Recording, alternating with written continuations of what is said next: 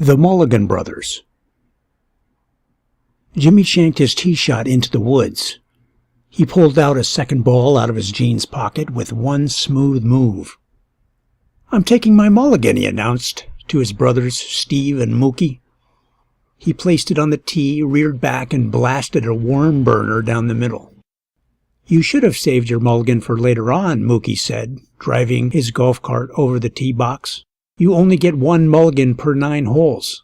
"I'll be warmed up by then," Jimmy said. "I won't need it." "Yeah, right," Steve said. "By the time you are warmed up, we'll be in the bar." We were on the brutal Ike course at Industry Hills, one of the toughest tracks in Southern California. Signing up as a single player, I was teamed up with 3 brothers. Steve was a senior with a vague major. Jimmy studied advertising but spent more time on his mobile DJ business. And Mookie dropped in and out of school like he was checking into a hotel.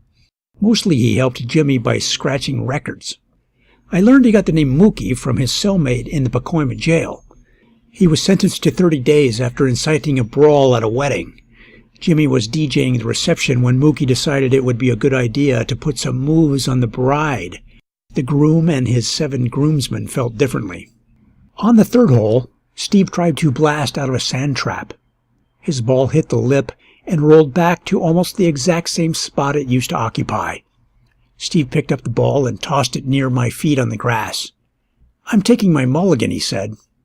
No one else was near us. "You can take your mulligan out of the sand?" I asked. "Yeah, but you only get one mulligan per 9 holes, he answered. On the 7th tee, Steve smashed a ball deep in the rough. "Mulligan," he said loudly, setting another pinnacle extreme on the tee. I looked at his brothers. They didn't say anything. They didn't know Steve had already used his mulligan out of the sand. Steve had apparently forgot as well. On number 8, I waited for the foursome in front of us to get off the green while I watched Mookie size up his shot. He was behind a tree that was dead solid in the middle of his line. He kicked the ball out in the fairway. "Taking my mully," he said to me. I didn't mind that they were taking mulligans everywhere. They paid their money. But I don't like mulligans. I try to play it where it lies. I usually don't have to worry because most of my tee shots end up off the course itself, so I have to re-tee anyway. But half the fun for me is trying to hit a heroic shot, one that is way over my skill level. In tennis, they let you hit a second serve if you miss the first one.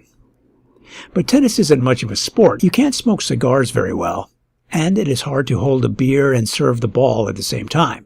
If I played tennis, I would set up the ball machine to launch serves while I went to the snack bar. In baseball, you get several swings at the ball. The only difference is the ball is moving toward your body at over 90 miles per hour. But in golf, you just hit it and find it, hit it and find it, hit it and find it. Mulligans take the misery out of it. What fun is that? On the 9th tee, Mookie sent his ball over the green into the flowers. He reloaded and hit the second ball on the green. Steve bounced his shot off the cart path and nearly hit the old-fashioned tram railway that runs up the side of the hills of the pro shop. He set up another ball and poked it on the green. Jimmy skidded his 9-iron halfway to the hole where it stopped dead.